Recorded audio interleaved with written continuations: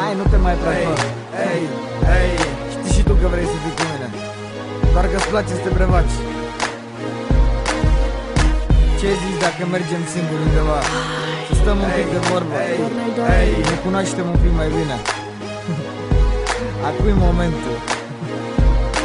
Știi că ești frumoasă sau dacă nu știi ar trebui. Ai tot ce e nevoie pentru a mă nebuni. O față frumoasă cu un zâmbet larg mereu pe ea, un corp cu forme care l-are pe vino în coa. De fapt, prințesă, dacă stau să mă gândesc, cred că tu cu totul ai pe vino în coa și nu glumesc. Te porți așa frumos și arăți atât de bine, altele ar fi fost încrezute dacă arătau ca tine.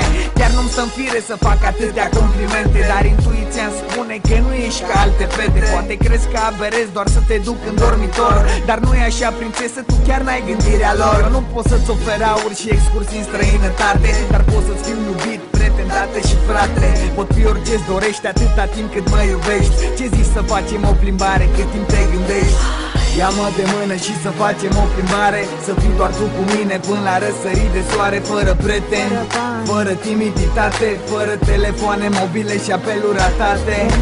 Știi că și tu vrei să fii cu mine și eu vreau să fiu cu tine, deci cine ne ține? N-ai vrea o relație finuță să vezi cum mă port? Tu să fii diamantul meu și eu să-ți fiu suport. Ar trebui să ți se spună zi de zi că ești frumoasă, ar trebui să fii ținută doar în puf acasă. Ești prea păpușă chiar și fără fustă și toc.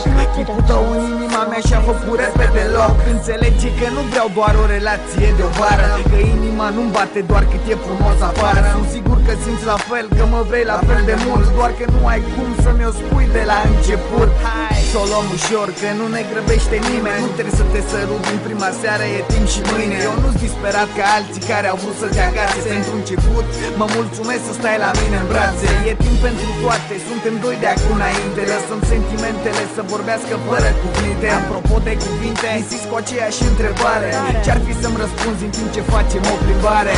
Ia-mă de mână și să facem o plimbare, să fii doar tu cu mine până la răsărit de soare, fără prieteni, fără timiditate, fără telefoane mobile și apeluri ratate.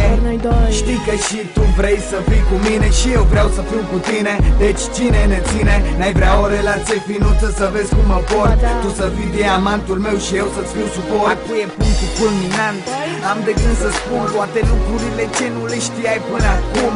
Nu sunt cine pari, știi, eu am ceva belele, dar promit că pentru noi doi o să scap de ele. Sper că nu ești dezamăgită de ceea ce sunt, dar ăsta-s eu, pur și simplu nu pot să mă ascund. Dacă nu o să te sperii și o să mergi mai departe, promit să fiu mereu deschis cu tine ca o carte. Ne dragoste în parte, primește dublu înapoi.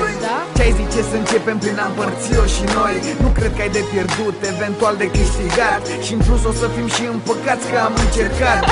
Văd că zâmbești, cred că-ți surâde ideea. Ai inima închisă doar fiindcă-i la mine cheia. Dacă nu-i cea potrivită, nu te îngrijora, o să sparg lacătul și tot o să ajung la ea.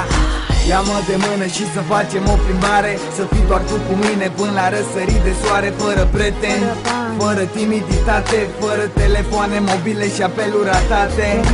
Știi că și tu vrei să fii cu mine și eu vreau să fiu cu tine, deci cine ne ține? N-ai vrea o relație finuță să vezi cum mă port? Tu să fii diamantul meu și eu să-ți fiu suport.